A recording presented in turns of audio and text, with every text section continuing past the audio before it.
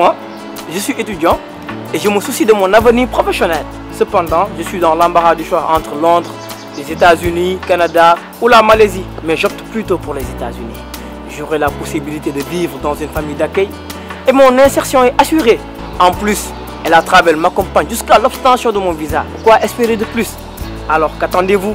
Faites comme moi.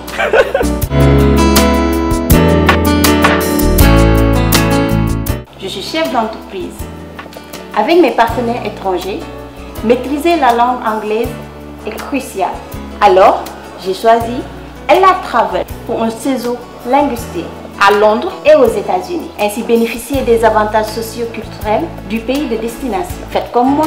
ELA, c'est aussi l'organisation d'un séjour linguistique pour tous les niveaux à Londres, USA, Dubaï, à des prix imbattables. Billets d'avion, anglais intensif, logement, restauration, en pension complète à la découverte des sites touristiques les plus réputés et plein d'autres surprises. Infoline 77 042 23 23.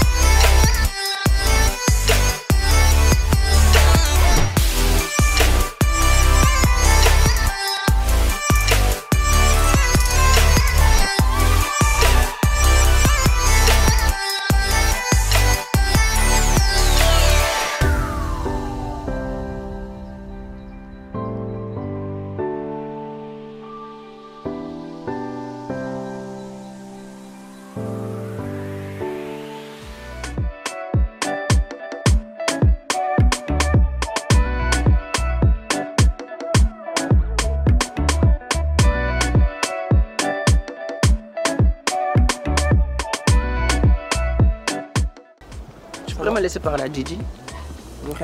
On sort le but de faire. Ah, ouais. Pas diable là. Oh bah non. Ben moi je suis à côté hein. Ouais. De toute façon, t'es jamais trop loin toi. Je vais faire un axe. Mais rien que l'on monte ça ouais là quoi. Bah par respect la rek. Bu dul ñëwee wax ak man te muy sama xarit ah intention yu baax laa xam ne lay ñëw ci xale bi rek ci sama copine bi. Après, comme je suis quelqu'un d'indulgent, ma xajal len rek bari ñu waxtaan après Didi lu fanaan ci lu yenn ci moom dina fanaan ci man. Respire. Pourquoi tu me regardes comme ça? T'oses me demander qu'est-ce qu'il y a? Qu'est-ce qu'il y a? Ok. Donc, tu commences à m'énerver avec ton petit machin là. C'est à m'aider. Je crois que je pourrais pas le supporter encore plus longtemps. Mais il faut faire avec parce que c'est mon copain. Ah ouais? Hé, arrête ça. Je vais te dire un truc. Il faut qu'on ait une solution pour commencer de manière, sinon tu vas le regretter amèrement. T'es malade ou quoi? Bah, d'offrana. Tu veux jouer? Arrête ça. Hein. Tu veux jouer? Arrête ça, je te dis. On va jouer. Arrête.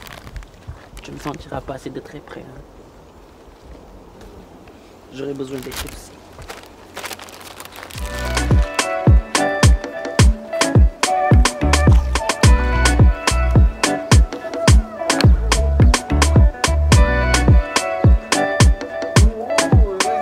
Relâche-toi, t'es mon pote. Hein? Tu veux me parler? Hein? Tu veux me parler? On en va parler. Bah vas-y, viens là.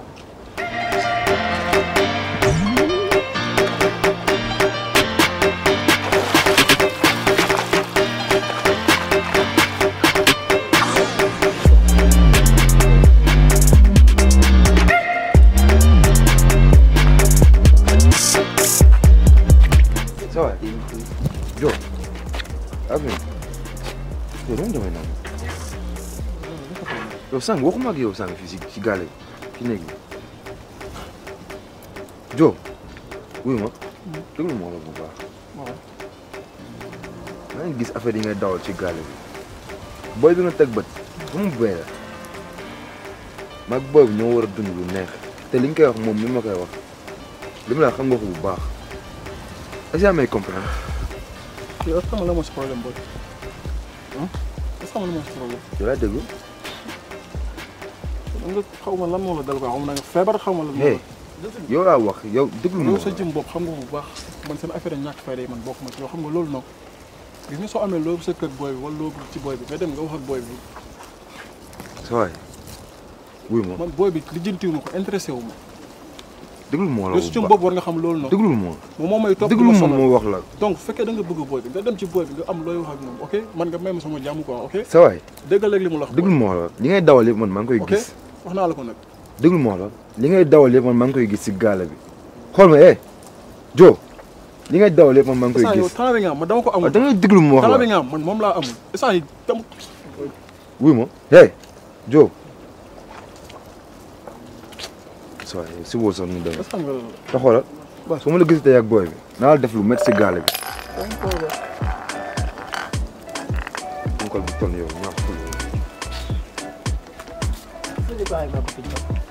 li ma doon def ak sa copine boy donc tu es en train de me dire que yow wóolootoo ma quoi. non du wóolu mais pourquoi nga ñëw rek. attends yow xam nga ni sama frère nga wala xamoo la. ouais tu es mon pote et tout mais. voilà donc je trouve pas pourquoi tu m'écartes quand tu parles avec elle. Pourquoi? Non vas-y mënu ma ko conseiller sa kanam day mel ni damay def ngistal. Tu vois mais c'était juste pour lui dire que voilà gars yi na moytu góor yi si gaale bi dafa bëri ay lu déjà ngi Faysal ak boy Luc bi. non mec. je te dis t'inquiète. yow t'es mon frère du ma mus a nekk di xalaat di jël sa show. Didi c'est comme une sœur pour moi et loolu du mus a changer.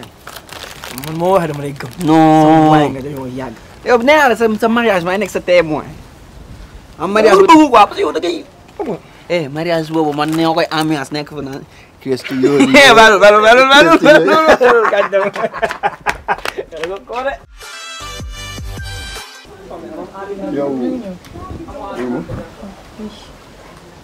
yow lu la jaral li ngay def ni. Je dois réviser mes cours, c'est pour cela. Mënuma nekk di sangu ak yéen en fait. waaw mais réviser cours ba ci ñëw piscine. nit ñi ñëw pour détendre relâche ni ñëw sol sa lii nii di kii mais dama nga bëgg def sa benn 2 pièces mais dugal def 2 pièces. non def say morom soluma 2 pièces soo bëggee si 2 pièces nga dem xool ñaar je suis pas comme elle. waaw baal ma yow xam naa ne ñii moom. non man xam nga lan lay bañ nga may confondre. non ñii moom mënoo mel ni ñoom ñii da nga leen gën tane woo leen de da nga leen gën. ba ñëwoon na di wax ak man foofu dama ko jaani woon parce que bëgguma woon mu toog foofu alors que les autres filles ñoo ngi woon fee di sangu te man sangu ma woon maa ngi toog doon jàng di réviser sama cours et tout mais mu ñëwoon bëgg ma perturber c'est pour cela que ma nekkoon di ko ñaaxal kersa. waaw donc nag dañ may bàyyi mu jàng. yow boo gisee li may daj ci yow wax dëgg fa neex yàlla. je sais t'es mon pote t'es tout mais attends. man waxu pot boo ko waxee rek man sama yaram bi dee man. mais li ma gis yow moo ma doy. s'il te plaît ngir yàlla man ay wax góor sama suul sama stress ngir yàlla wala suul def toi casse-toi. waaw instant boobu noonu fekk na li nekkoon ci man fees na daanaka bi mi ngi doon tuuru donc fallait que ñu waxtaan fallait que ma xamal ko li ne ci man fallait que ma xamal ko ni am na loo xam ne maa ngi koy yëg ci moom mu diis ma lool waaw fees ci man lool sax. tu dois réviser mes cours. mais la moo tax su ma lay waxu kii rek waxu noog bëggee la nga mer énervé pour la lool. bëgguma nga may waxu góor en fait c'est ça bëgguma nga may waxu góor lâche-moi. donc mun naa ni en grande partie ça m'a un peu soulagé parce que xamal naa ko même bu dee def ma rejeté sax mais xamal naa ko au moins que j'avais des sentiments pour elle xamal naa ko sama yéene ci moom. pourquoi yéen ngeen toog di ma sonal nii rek je veux pas devenir. mbaa ma am lu ma lijjanteeg booy maa ngi ñëwaat ci yow léegi. Oumy taxawal noonu ma ñëw. Oumy yow laa waxal de taxawal ma ñëw de mënu ma laa topp de. Aujourd'hui je vais pas. Oumy yow xam nga ñëw. bu ma fenn kii laa wax. dama toog na le. ñëw yow dafa nii. dama nga toog na le. dama nga toog na le. chute mee la wa. kaay yow. waxal ak booy ñu calme. Oumy kaay. waxal ak askan bi. Oumy mu ngaa ñëw wala mënoo ñëw. ba seetaan bi ñu tamit. mais tu quittes doucement. waa ci ñëwal la. dëgg la wax de moom moo fi yor de. moo fi ne de moom dafa yaa teg de. man de oui yow déggu ma ngay wax ni sa anniversaire day waaj paa bi jox na la nga téye kon. déggu ma. sa anniversaire déggu ma ngay wax sa anniversaire. waaw. kon paa bi jox na la nga téye. mais defuma dara. non mais sa paa bi démb enveloppe ma la gis mu jox la kon pour anniversaire bi la li ma la gis mu jox la bëri na de. waaw non amul problème dama am problème non 100 000 francs laa man dama bëgg ngay gérer sa problème ci kër gi munoo di gérer nii di ma gérer c'est impossible lan nga may lijjanti lan laa sëgg ak yow ba nga may lijjanti 100 000 francs laa soxla munoo ko yow de waxagoo sa soxla munoo ko nga ne la kii nu mu tuddati kay non xaaral dafa am lu leen xamal dafa am lu leen war a lu mu leen léegi ok waaw moo xam ñëw ñëwal xanaa duma la woo kon instant yaa mu soxla ah yaru rek yow man ngay santage après ñu tas kaay waay tas kaay. 100 000 francs man ngay santage 100 000 dafa urgent 100 000 waaw d'accord mais mënu ma la ko jox léegi man may la ci doo naan bu pare ma ci Doudou kaay yow moom xam naa ne kër gi moom am na loo xam ne fu mu la ko waxee mu ñëpp dinañ ko jot ñëw kaay loo koy teggee nii. waaw da ngaa bëgg a wax man dama mën a meew wala loo koy teggee nii non waxul loolu. bëgg nga lu ma lay wax ni information la daal la xaaral ma yéeg après non bul filtré. booy woowuñu la. booy waaw ma yeggale ak moom de maa ngi ñëw non di nga jot maa ngi ñëw gars yi. maa ngi ñëw Doudou demal na maa ngi ñëw demal maa ngi ñëw waaw d'accord actuellement chemin de France bi dafa sori xaaral kon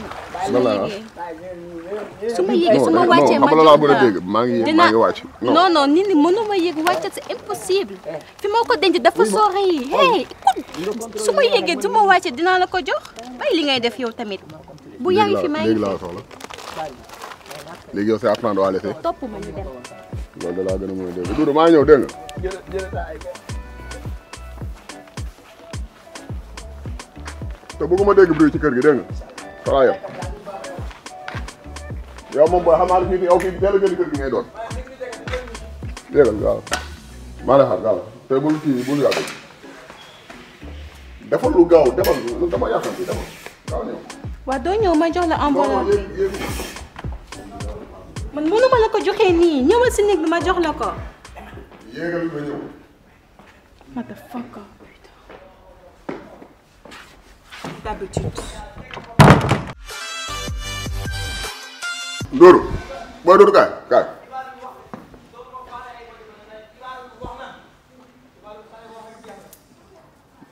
yow booy xale bi loo leen di teg yéen ñaar. xam man kër gi yàlla dafa dogal maa xam lépp. yow yaa fi ne parce que. ku yaru xam ku yarul doo xam. man kay nee naa la Ferrero Jacques à ma place. ku yaruwul ma génne ku yarul ma téye. waaw léegi wax la booy yi waruñu ñu xamul dara booy yi. ay gam yow ba yow mii di wax nii sax Doudou xam naa lépp de waaw xam naa lépp dama ko lekk xam naa lépp mu ngi ñëw dama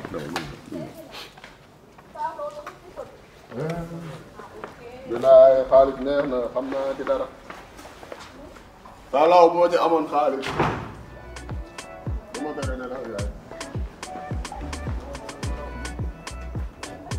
bilaay xaalis neex na xam naa ci dara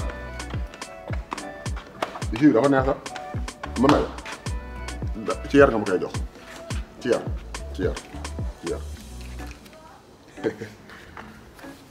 sa rouge baax na nag naag rek lépp ci fee mi moo ne sama xol daa neex wax dëgg fa neexal bu dem ma ko yaaxal dem rek dem duud doxal ñu dem dee duud bul wax bul alma junni c'est que booy yow yaa ngi sama xoolal sama at ak yow maa ngi koy gis nii du demal damay mer maa ngi mer daw demal su ma gëstoo bëgguma laa gis Doudou bu ma gëstoo bëgguma laa gis lekkati kër gi Babacar man nag boy c'est que instant bi am naa envie yi ñëpp ngeen kalaate ndax sonn naa maa ngi ronde rek mel ni ASP nekk si kër gi dox rek ama benn man damay génn gaal bi sax doole ju bari gi yëpp di ko utiliser. bu leen faale yow doo noppi rek nga toog fii loolu lan la. yow gis nga ni ma dugal Instagram yow photo bi ñun ñaar. Il y a beaucoup de gens qui ont commenté. En plus, elle est trop belle cette photo-là. Ouais. gars yi bëgg nañu de couple bi dafa rafet nag. J'avoue. loolu moo tax gars yi. kii kan la nii indi fii mënoo fi gis ku la Et jaaxal. noppil. Oui, Aïcha. Eh, kii Mais pourquoi tu mets un cœur? Tu mets son nom, pourquoi tu mets un cœur? non man saa su ma defee kër sama xarit la. Jugal. oui ma xool ma fii. Non, belle main. oui ma. Non. Ça se fait pas. Tu mets juste Aïcha, pourquoi tu mets un cœur? Ok, d'accord. Je vais enlever le cœur. Mais je veux que tu saches une chose. Mais tu supprimes son numéro directement et c'est ce que je vais faire. Non, mais c'est une amie à moi. c'est N'importe une quoi, une amie. pote. Non, mais sérieusement. Ok, yow boy ok. kam moo lay am di xool keneen. Non, ton noppi. man caaxaanewu ma la. yow xam nga ko sax tu sais ça Lan nga très wax bien. sànq du la wax. nee na ma xam nga rek. nee na daf ma doon defaral fii ama gain la. moom nee na suñu couple ñu ñaar daf ko bëgg. Loolu la wax. waaw yow loolu la ma wax carrément. te nee na mariage bi da koy génnee fecc bu Waxul la bees. leneen. Non, il ne m'a pas. Il y a quelque chose. Non, il y a rien. Pourquoi? Pourquoi tu me poses Non, la je question demande comme ça? juste qu'est-ce qu'il y a. Oh, détends-toi. Vas-y, on y va. Lève-toi. Yo, tu vas voir avec moi. Attends. Ba mu xaar sax. Gaawal. Dëgg say tànk ma naan ma gaawal débaate. Boot ma. Maa ngi yëg.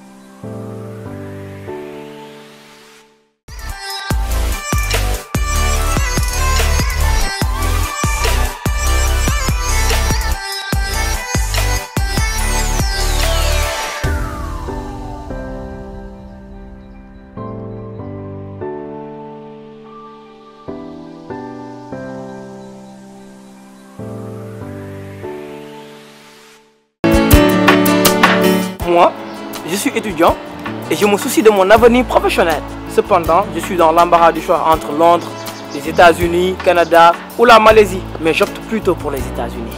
J'aurai la possibilité de vivre dans une famille d'accueil et mon insertion est assurée. En plus, la Travel m'accompagne jusqu'à l'obtention de mon visa. Quoi espérer de plus? Alors qu'attendez-vous? Faites comme moi.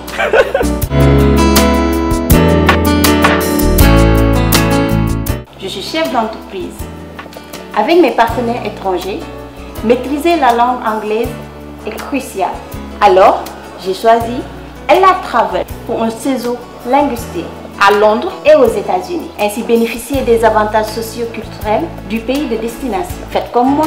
ELA, c'est aussi l'organisation d'un séjour linguistique pour tous les niveaux à Londres, USA, Dubaï, à des prix imbattables. Billets d'avion, anglais intensif, logement, restauration, en pension complète à la découverte des sites touristiques les plus réputés et plein d'autres surprises. Infoline 77 042 23 23.